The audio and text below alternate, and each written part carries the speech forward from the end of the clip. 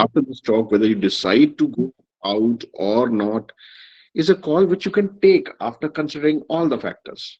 But at least you should know what it takes to migrate to Canada or Australia or anywhere else for that matter. And whatever decision you take is a well thought of decision. In my case, I was naive and मैंने इसको consider इस option को consider ही नहीं किया था. So especially for those people जिनके बच्चे अभी छोटे हैं और schooling वगैरह का because in country like Canada, schooling and all is free, and later on they will be citizens of the world because Canadian citizens have I think more than 150 countries are there. Visa on arrival, their currency is powerful, so it can be a good option. So that is the reason for today's talk. And for today's talk, we have a very special guest, Mr. Amit Singh. He has been dealing in immigration to Canada for years now, decades, and he's a well experienced person, one of the best. Talk about this. He's a Rotarian and he's there looking smart and handsome. And welcome, Amitji, welcome. Thank you, Manish. Thank you so much. Thank you, Vipul, for inviting me to this talk. Warm good evening to everyone. I know there are many questions many people may have, in terms of immigration, in terms of what all options do they have. So we'll request Manish to start the session, and as the Yeah, question comes, we'll keep answering it. Yes. Let me quickly give a little background of mine, if you allow me. sure. So I come from a IT recruitment background, sir, and I was an IT professional. I was into recruitment for 15 years. That's when I realized that there was a craze for people to move abroad, and 2016, I decided to, partially be a part of this immigration system. So, as you rightly mentioned, when you started the talk, you pointed out at the most important aspect. People only think of it when it comes to their children, and you won't believe 90% of our, clients that we have across India and abroad are probably thinking of it today is because of their children. Because somewhere down the line, they're, getting educated in one of the best schools, colleges. They're like, what if we have a better option of, giving them an option. So I think early planning is the first stage one should consider, because every country that you may look at in migrating, including Canada, Australia, United States, has an age limit and, for dependents to move. So the first information that I would like to share with all the audience is, any program you consider, the first thing you need to look at is that you are looking at a single family, which is a nuclear family, which is husband, wife, and children below 22 years of age. Irrespective of which program are we looking at, if your child is over and above 22, the federal government says he is an independent person and cannot be considered as dependent. So that is the first most important thing that you may look at. The second important thing is education, which has been a primary concern for a lot of us, wherein we want our children to get graduation degree, or to some extent, most of us would want their post-graduation happen from one of the top universities. Canada has been considered at the second rank after US that you may look at. Reasons, multiple reasons, opportunities, global skills, the amount of job opportunities they get across, the feasibility of moving from Canada to US is a lot of interest to a lot of people. They opt for Canada as a route to US. So all that is possible. So I said, I fully agree with you. If I had taken this step some 11, 12 years back, uh, so today when my daughter is planning to settle abroad, uh, I wouldn't be in this situation. First of all, it would have been very easy for her to settle, and secondly, this separation factor wouldn't have been there. Oh, yeah. So And you would have saved a lot of cost. if your child Yeah. would have been, I'm sorry, I interrupted you. This Exactly. is something very Exactly. important.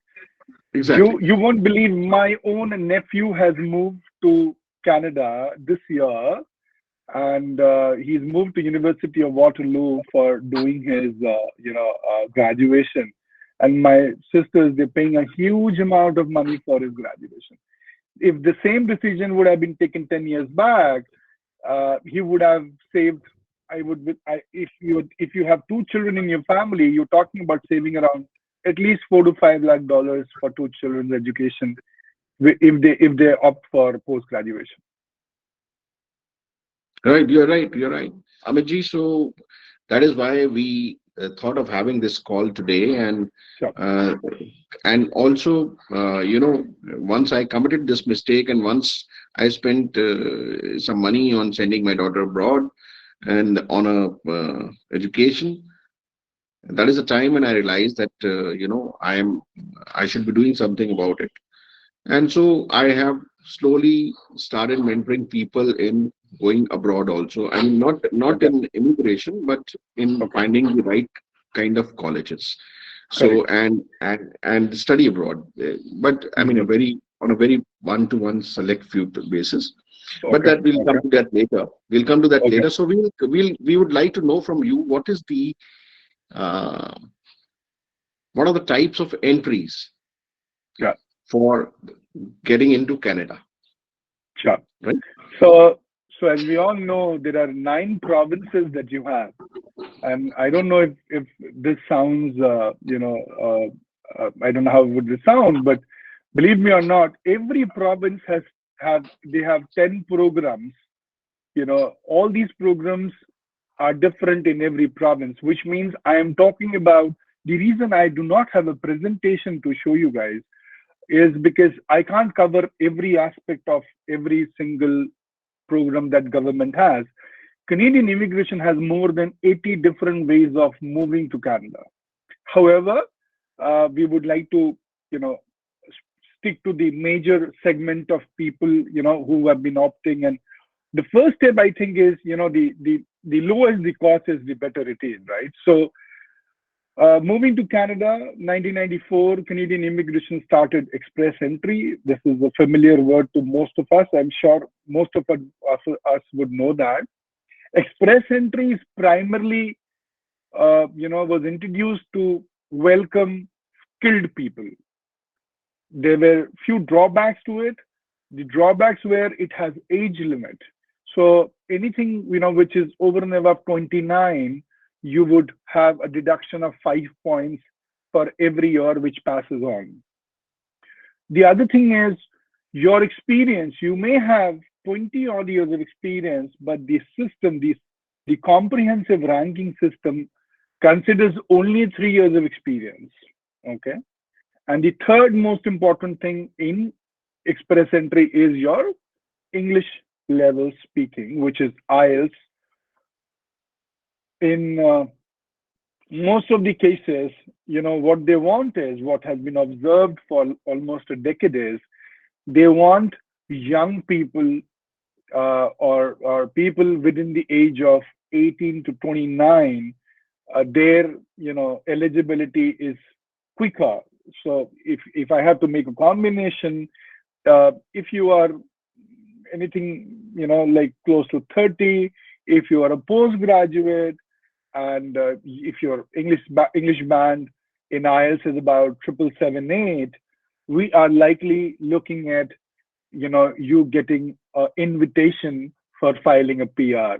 Just to let you know, Maniji, yesterday there was a draw, and the bars has been raised up to 509 points. Now, that is one of the peak points you may look at. 509 points is a comprehensive ranking system points, wherein I take some points from your education, some from your English speaking, some from your experience, and some from if you have studied abroad, right?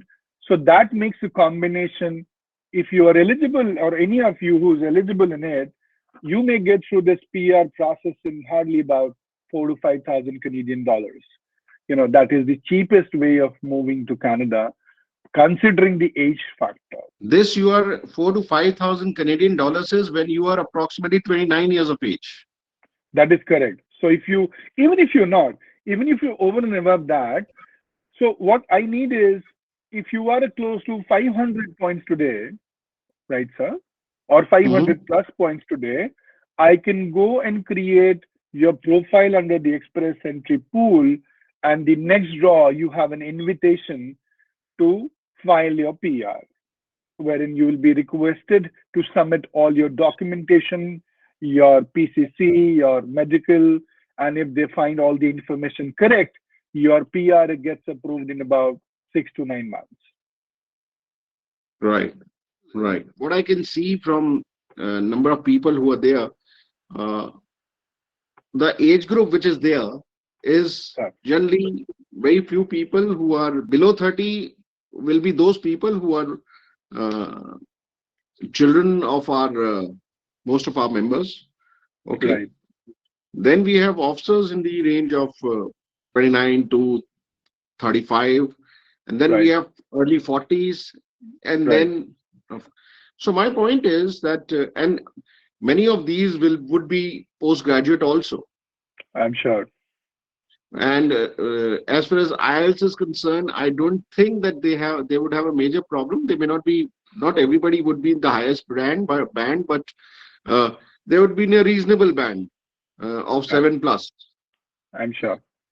Okay, so if that be the this thing, where would they lose out? Is it the age? So, very good question. So, if you look at the comprehensive ranking system, we are allowed to count age till the age of 45th year of your birthday, right?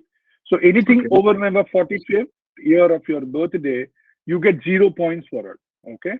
But the question is, if I am 44 years old, or let's say I'm 40 plus today, am I eligible for express entry?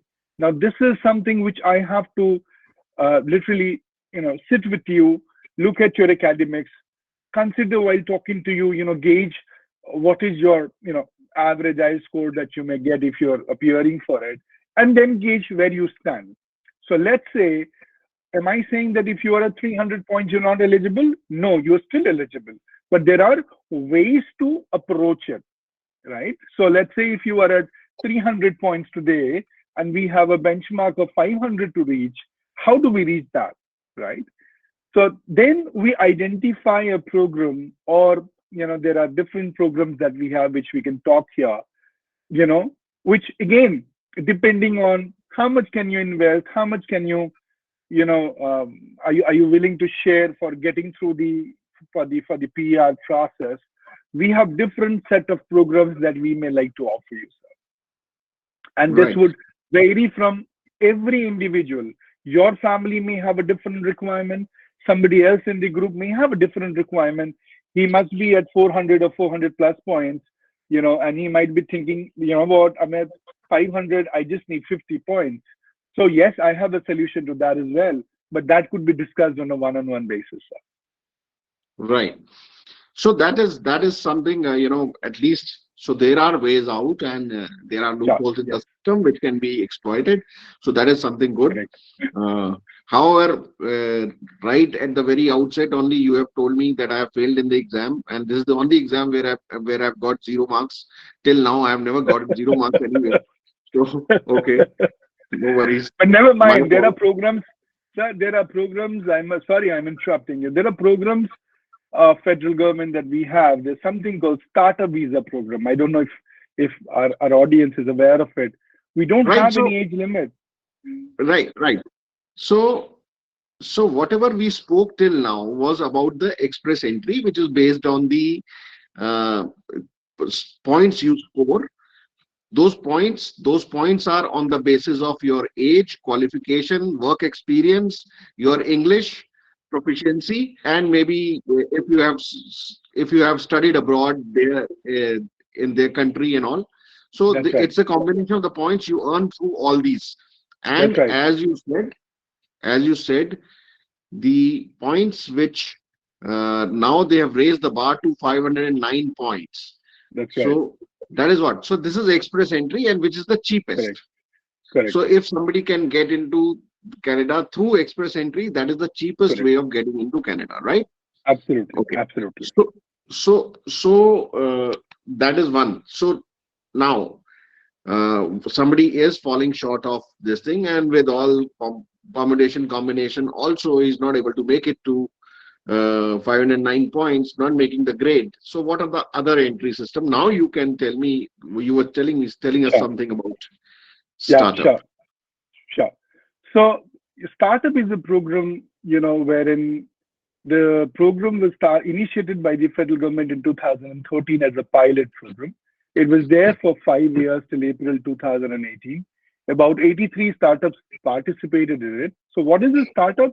A startup is anyone and everyone who has an intellectual property or has a unique business, or wherein you could create a individual intellectual property, to be precise, preferably a technical one.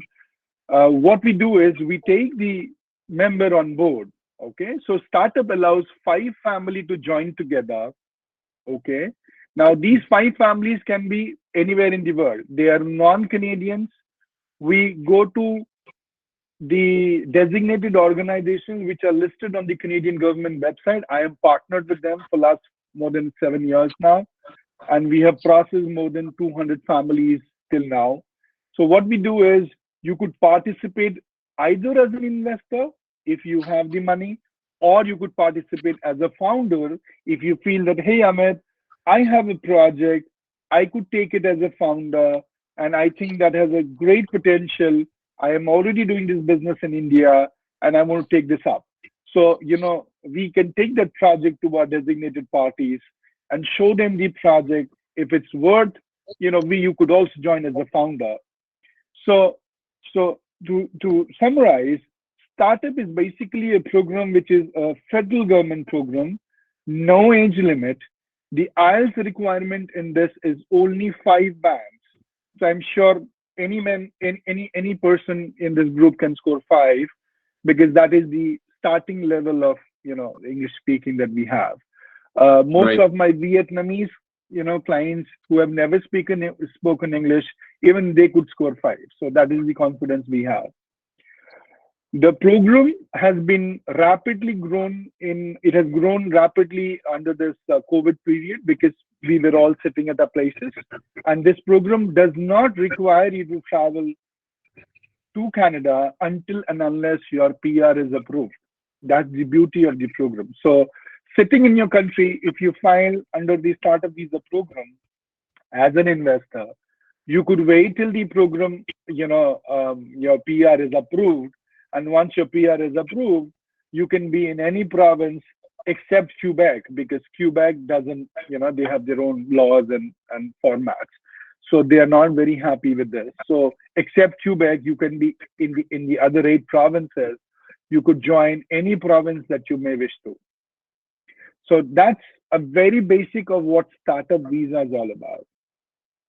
Okay. So I have a lot of questions in this. Yeah. Uh, First, yeah.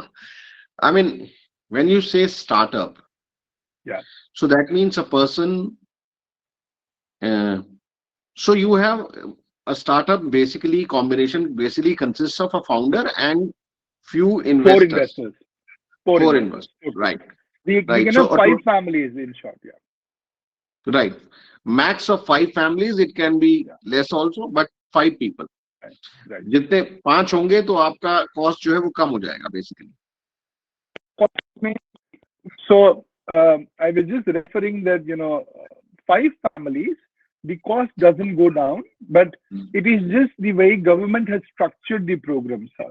So Okay. how this works is, just to give you an example, we have a founder in India, right, who says, I have a legitimate project. I am doing this for 1.5 years. There is some traction of business, and I want to take this to Canada, right? Now, what I will typically do is retain him as a founder. My company, in Canada has about 60 people working there. So what we do is we then match you up with similar kind of interest of people. So just to give you an example, I come from an HR background. So I'll give you an example of HR startups that I've done. Let's say, we can look at financial people We can look at CEOs, CFOs, so we make a combination.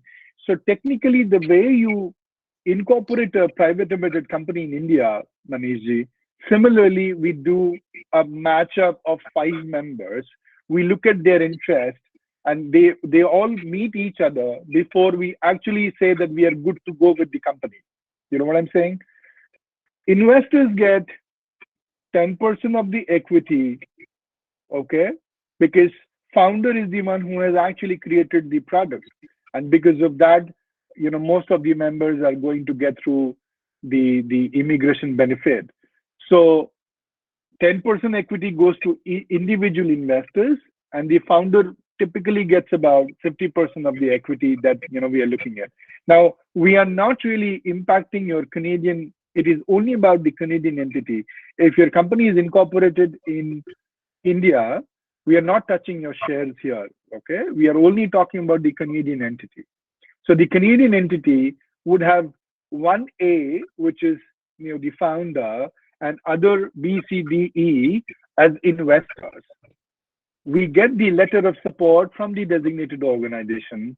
Okay, that letter of support says that they have done the due diligence on the project. They've checked the personal backgrounds of all these 5 members and all the 5 families, and they are ready to file their immigration.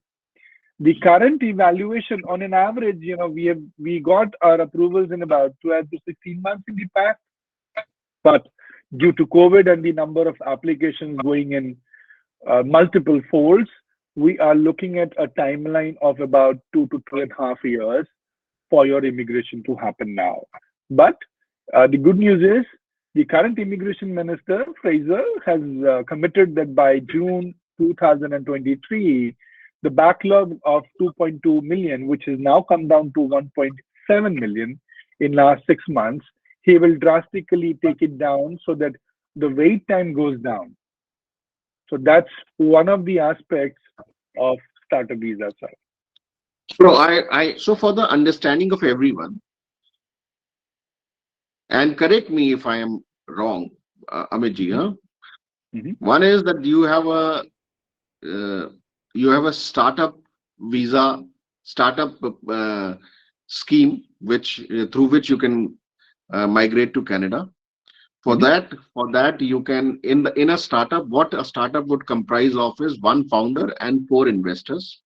So founder will come to the details. Founder will have to invest some kind of money, X amount of money, and each of the investor will have to invest some amount of money. That's right? That's absolutely correct. So that money, with that money and the idea, if it is approved by so you file an application and then it goes, it is approved. So there is a process of approval. It is approved. Once it is approved, that this idea is approved, and then that pool of money which is there, needs to be invested, is parked somewhere in an escrow bank. Yes, in an escrow account, which is which has government control, right? It doesn't have government control. It's a private bank like you and I do. So it's like, I am having a deal with you, right? And we both go to a nationalized bank and say, open an escrow account. If my deal gets through, you get the money. So here the agreement says, if the PR gets through for this group of people, the money is being released from the bank. Right.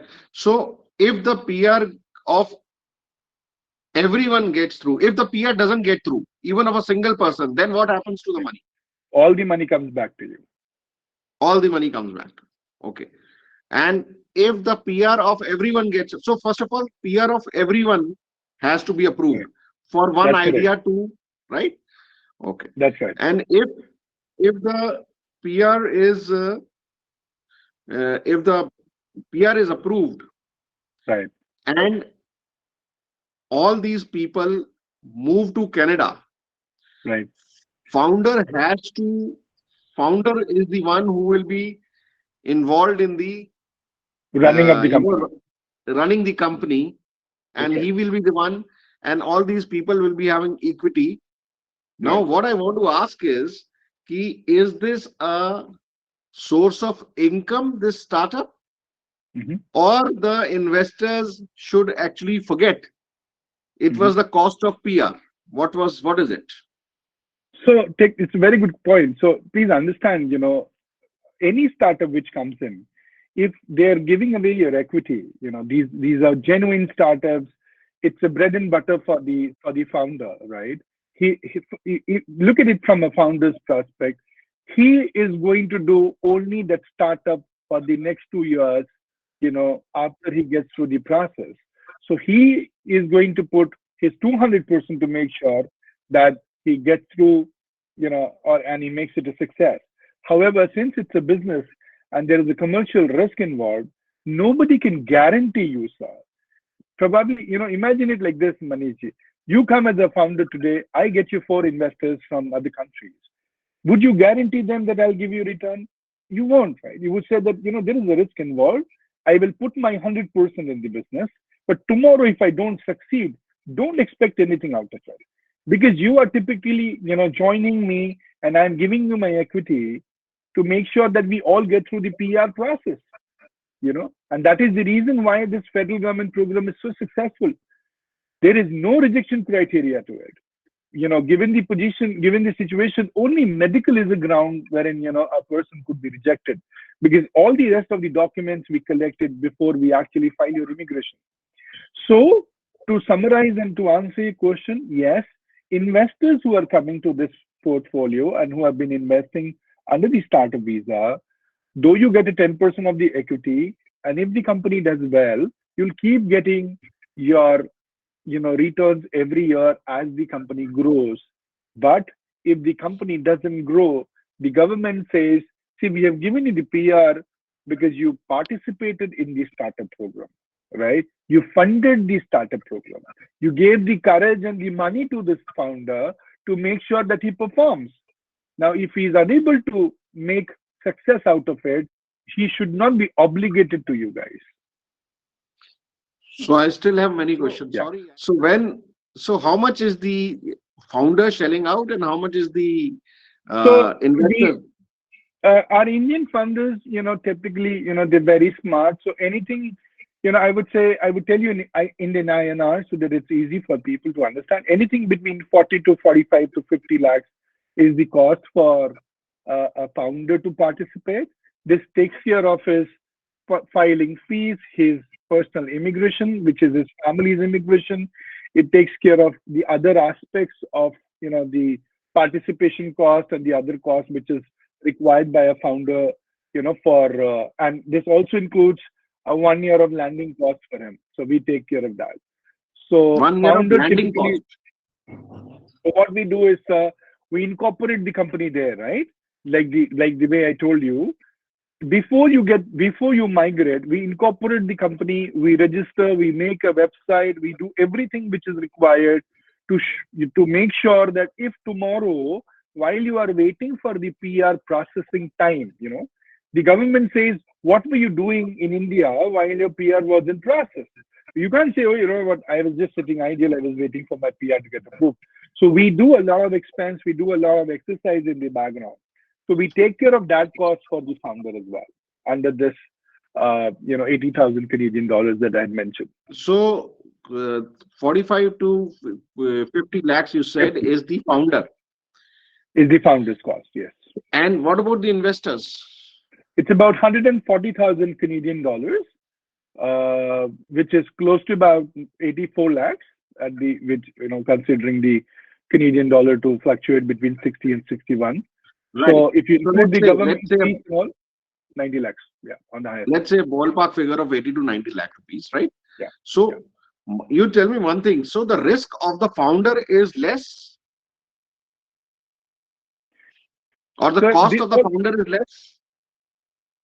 So the only reason is because he is the one who's initiating the project, right? He is the one who has created the intellectual property. So that was the only reason. See, I mean, if out of 150 people here, if you ask somebody to come out with, a startup idea, trust me, very few people would actually raise their hands because, creating an intellectual property takes a lot of effort, and making sure that it's a success, and understanding that it's a success in your Canadian market as well. So, but as an investor, you're doing nothing. You're just putting the money just to make sure that you like the project. You speak to the founder. अगर आपको लगता है कि हाँ project में दम है, कल को ये अच्छा कर सकता है, you say yes to it, and that's about it. You get through the process. Okay. So it can also happen that 4-5 of the people can get together, and I mean, if they are from the same, if they are say friends or family, and Yep, they get together, absolutely. We have done that. and Yes.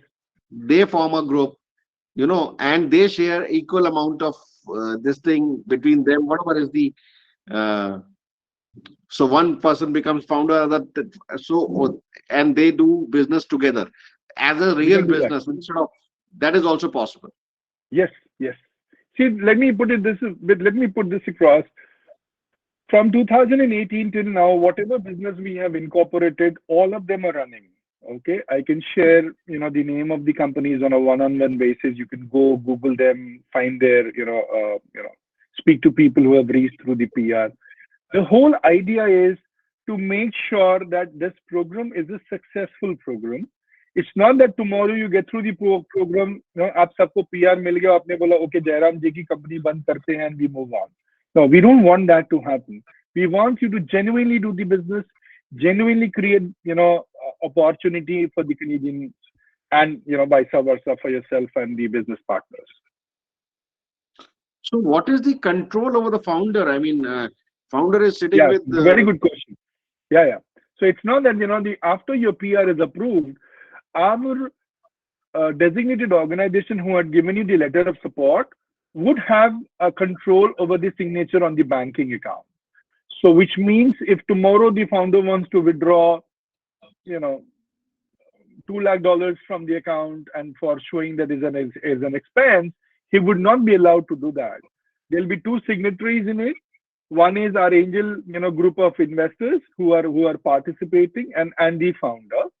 And whatever is being projected by the founder in the initial days to all the members, only that could be taken into consideration while doing business in Canada. Right. I will just come. And so startup, this thing, Amitji, is well understood, and of course people will ask their questions, so it will become even more clear. Sure. So what is the next way of going there? So we have some business immigration channels, wherein if you're keen to, not many people would want to invest 80 lakh rupees or 90 lakh rupees in somebody else's business, right? You may say, hey Amit, what if I take my own business, I buy a franchise, or I take a business in Canada, am I eligible to get through the PR? The answer is PR, I'm not sure, but you're eligible to get through something called work permit. Okay, there is a program that we have which was initiated by the federal government called LEMIA. It stands for Labor Market Impact Assessment. So if you are looking at establishing your own business, and or if you already have a business and you feel, I'm doing really well in India, I have nothing to do with startup, but I want to take my business to Canada, we have business immigration options as well.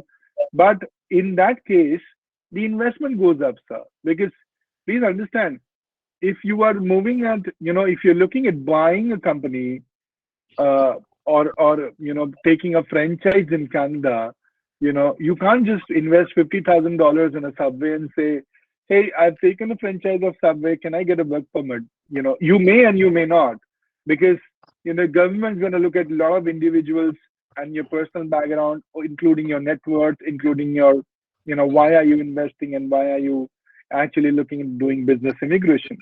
Business immigration is typically for investors who are looking at investing anything between 200 to 250,000 Canadian dollars. That gives some evidence to the government that, okay, we are looking at some seriousness from the investor in terms of investment. And, even if you're investing in your own business or your own franchise, people are keen to, get through the work permit process. Now, The second step is the PR process, which is a long process again. Again, you will come under the express entry pool. We will evaluate your age, your IELTS, your English speaking, your academics, your experience, and try to inculcate that as a whole package for you to see if you go through business immigration, are you eligible to get through PR? If yes, then why not? So that is a high ticket one. Well, I have done business immigration at even 100,000, Maniji. The challenge is, you know, getting through the process, because, excuse me, you have to submit your net worth. You have to show why are you doing it. If your son is studying in Canada and you say, you know what, I am looking at buying this business in Canada or a franchise in Canada and I want to establish myself under the work permit, yes, the answer is yes. Or if you say that, you know what, I don't want to do all that, what if I get through a job? The answer is yes to that as well. But again, that will depend on your individual profile, on your individual score. Only then I can comment that can I really get you a job? If I can, Limia is the way out. These employers, again, there is a cost involved to that as well, You said Manishji, you because said linear. L, we call it as Limia. It's LMIA, Okay. Labor Market Impact Assessment. Yeah. Right. So this Okay. was, just to give you a brief, this was initiated by the government, sir, because there's a shortage of manpower there.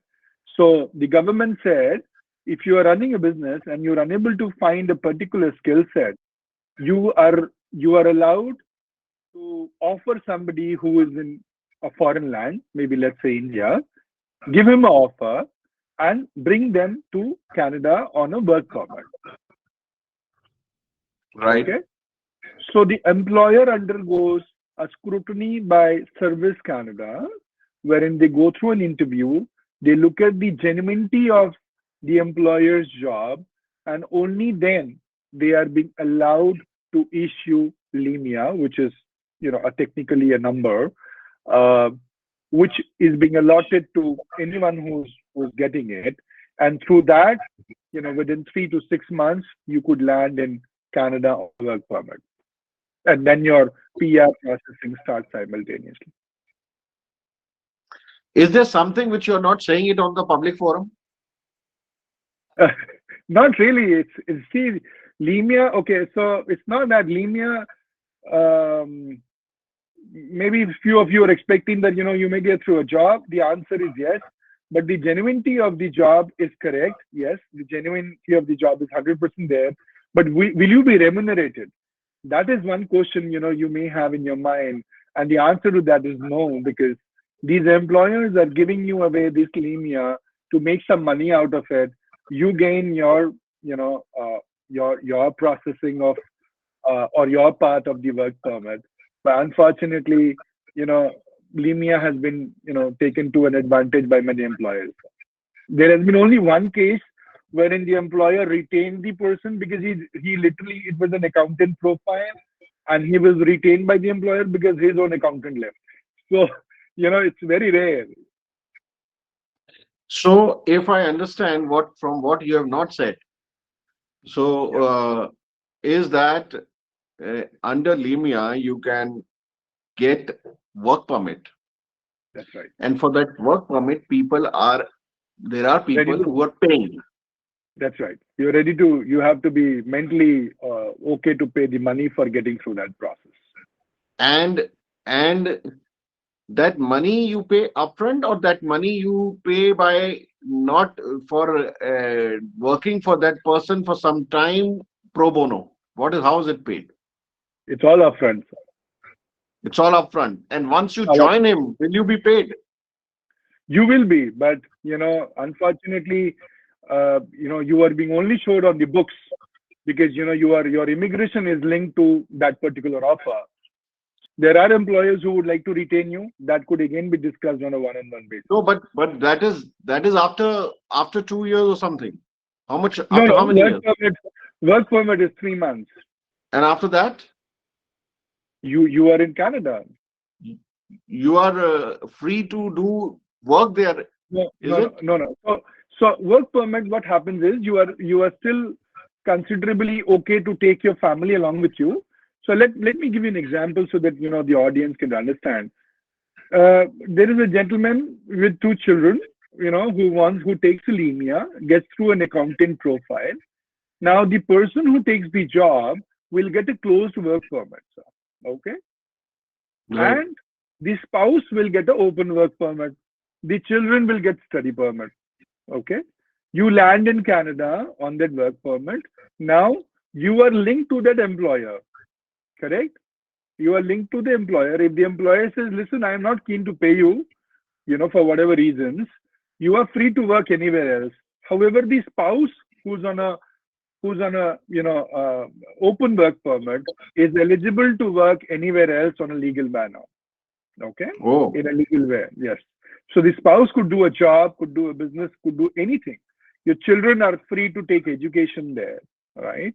Now we wait for, once you have taken a limia and you've landed, we want your limia to get converted to a PR ASAP. Okay, because we don't want you to be unemployed for a very long period of time or take any other cost for that matter. So, the question is, everyone eligible for limia? The answer is unfortunately no, because we again have to look at what profile are you moving in there, and is it something that I could convert that into a PR in future? But you could move as quick as 2 to 3 months. but if you do go on Limia Yeah.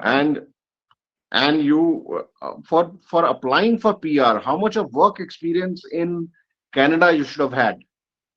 No, so again, it depends on your points. See, linear has two categories: 50 points, 200 points. You are at 350 points today, Maniji.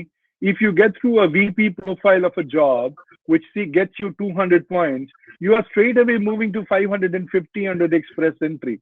The next draw, you have an invitation to find your PR, right? Now, let's say you say, Amit, I don't have the money to take a 200 points job, which is a general manager on a VP job. Get me a 50-point job. I'll go, I'll struggle, I'll wait for you for a year. After 1 year, you are eligible under the experience, the Canadian experience class, which gets you additional points. So 90% of the people, what they do is they take a limia, they move to Canada on a work permit, wait for a year so that they're eligible under the Canadian experience class, and they are simultaneously looking at some of the other PNP or some other program which the government initiates under which they could convert. So it's like, you're not limited to file under only one program. You could file under multiple programs while you are in Canada. So now the drilling hole in the pocket question. Uh, So how much is the general expenditure on Limia? Range, give us the range. So, linear can, again, depending on what profile we are looking at and depending on the employer, it would again range. I mean, you should be prepared, for investing around 25 to 50,000 Canadian dollars from your pocket, any which ways. That's the basic 25 range that to 25 to 50,000 Canadian. 50,000 Yeah, Canadian dollars. yeah. So that's like that's how much? That's like Anything 15 to between anything between 15 to 30 lakhs. See, it depends on the profile, Manish ji. As I said, अगर आप VP के लिए आ रहे हैं, और मुझे वो VP की जॉब मिल रही है, we are a mediator. We are only linked to IRCC, so we don't want to get into that. We directly connect you with the employer. You speak to them, settle a rate, and whatever it is. If they're okay to give it to you for free, if you have an employer who's ready to give you limia, let's say, we are happy to process you. We don't want to, get involved in it. okay. So last question from my side. Why Exactly. don't you are from IT background, IT HR background? That's Okay, right. so you are from HR background and you That's are right. into the uh, Immigration. immigration also. So That's right. why not? I mean, provide some job opportunities actually We to. are, yes, we are on the stage of that. I think by end of this year or mid of this year, There is a startup that I'm very closely working with. They've already reached Canada. We are looking at we are looking at subsiding this linear part, and we are talking to employers to give you genuine jobs. You know what I'm saying? So let's say, even if I have clients, Maniji, who are ready to pay genuinely to you, you know, who are saying, okay, take $20,000, Amit, but get me a genuine job. You know what? If I Right. land there, I know I have $3,000 to pay me back. So we are working on that, and I think in few months from now, I should be back on this platform telling you that we have employers ready to sponsor you. So there is a 54-year-old boy who's a pretty okay in IT charity, and he looks also fine. So he would also be in line. Okay. Sure, sir. Sure, sir. Anytime. Anytime. Right. Anytime.